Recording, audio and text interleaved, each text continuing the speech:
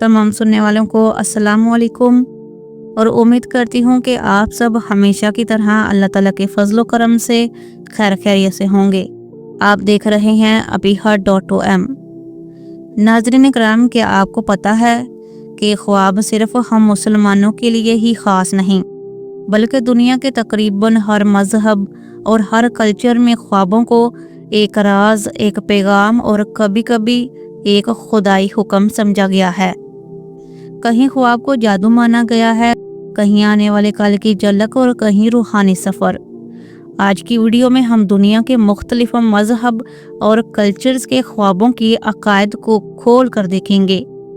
नाज़रीन कराम, ख्वाब एक ऐसा तजर्बा है जो हर इंसान देखता है, चाहे वो बच्चा हो या बड़ा, अमीर हो या गरीब, मुसलमान हो या गैर मुस्लिम, सबको ख्वाब आते हैं। लेकिन फ़र्क ये है कि ख्वाबों को समझने का नज़रिया हर मज़हब और हर कौम में अलग अलग है।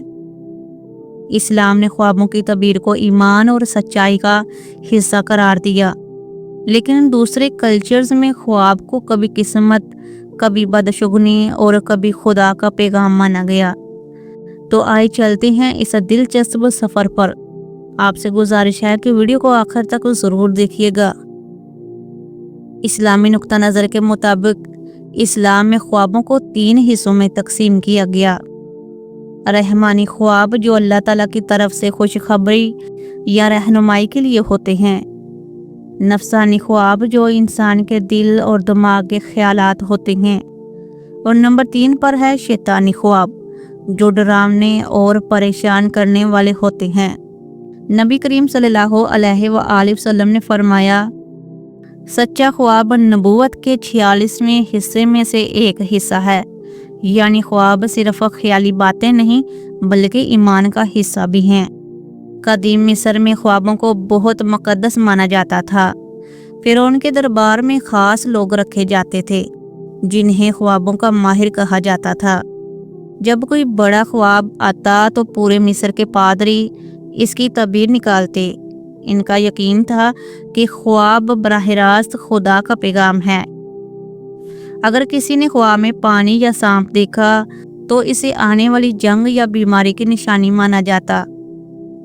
यहाँ तक कि वो ख्वाब की बुनियाद पर पूरे मुल्क का फैसला कर लेते। और नंबर 3 पर है कदीम यूनान।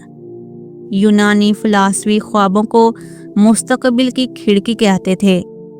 अरास्तु का कहना था कि ख्वाब इंसान के जहन का पैगाम होते हैं, लेकिन सकरात का मानना था कि ख्वाब हमें खुदाओं की तरफ से आने वाली झलक दिखाई जाती है।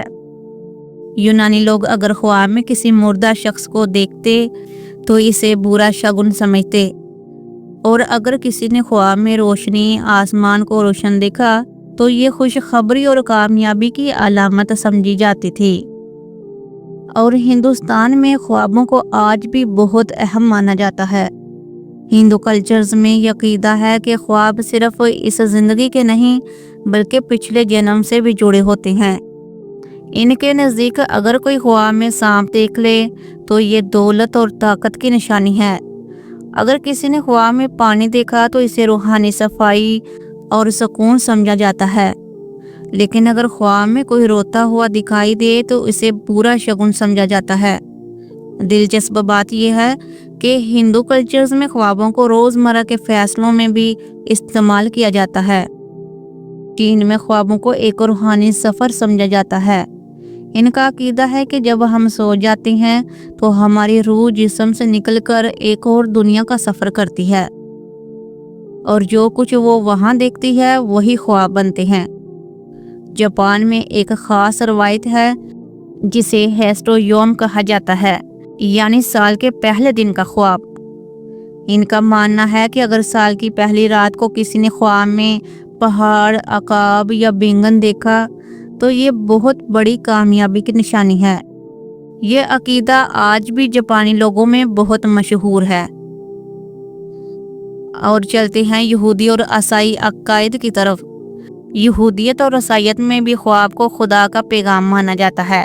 बाइबल में कई जगह ख्वाबों का जिक्र है, जैसे हज़रत यूसुफ अलैहिस्सलाम के ख्वाब जिन्होंने आने वाले वक्त की खबर दी, عیسائی عقیدہ یہ ہے کہ خواب میں فرشتے آ کر لوگوں کو اللہ کی طرف ہدایت دیتے ہیں۔ آج بھی عیسائی پادری بعض خوابوں کو مقدس مانتے ہیں اور ان کی تعبیر نکالتے ہیں۔ افریقی کلچرز میں افریقی قبائل خواب کو اپنے آبا اجداد کی طرف سے پیغام سمجھتے ہیں۔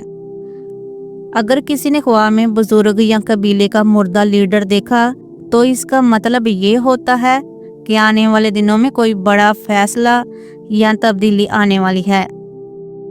بعض افریقی قبائل میں تو خواب بتانے کے بعد اجتماعی فیصلے کیے جاتے ہیں، جیسا کہ کھیتی کب شروع کرنی ہے یا جنگ لڑنی ہے یا نہیں۔ تو پیارے دوستو، اگر ہم دیکھیں تو دنیا کی ہر کلچرز میں خواب کو کوئی نہ کوئی اہمیت ضرور دی گئی ہے۔ کہیں خواب کو خدا کی زبان کہا گیا، کہیں قسمت کا فیصلہ اور کہیں روحانی سفر۔ لیکن اسلام نے سب سے واضح اور سچی رہنمائی دی ہے کہ خواب کی اصل حقیقت کیا ہے اور کون سا خواب قابل اعتبار ہے۔ اب میں آپ سے پوچھنا چاہتی ہوں کہ آپ کو کس کلچر کا خواب عقیدہ سب سے زیادہ دلچسپ لگا، اور کیا آپ چاہتے ہیں کہ میں کسی ایک کلچر کے خواب عقائد پر ایک الگ ویڈیو بنا کر مزید تفصیل بیان کروں؟ تو کمنٹ میں ضرور بتائیے گا۔ دوستو، خواب زندگی کا ایک حسین راز ہے، لیکن یاد رکھیں ہر خواب کی تعبیر قرآن و سنت کی روشنی میں ہی معتبر ہے، اور باقی سب کلچرز صرف اندازے اور عقیدے کی بنیاد پر ہیں۔ اللہ تعالی ہمیں سچے خواب اور ان کی برکت نصیب فرمائے، آمین ثم آمین۔ اگر آپ کو ویڈیو پسند آئی ہو تو ویڈیو کو لائک اور چینل کو سبسکرائب کرنا نہ بھولیے گا۔ تو ملتے ہیں ایک اور نئی خواب کے ساتھ، تب تک کے لیے اجازت دیں۔ والسلام علیکم ورحمۃ اللہ وبرکاتہ۔